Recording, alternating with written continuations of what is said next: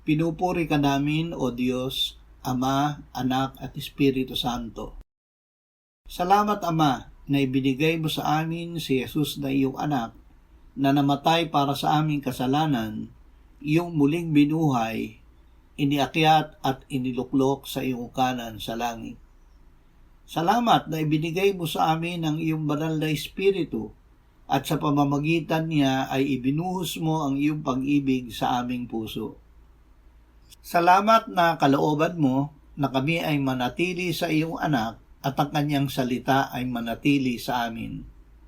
Salamat na sa pamamagitan ng iyong anak at ng kanyang salita, kami ay makatitiyak na kami ay mamumunga ng kanyang bunga at makapagbibigay ng luwalhati sa iyo.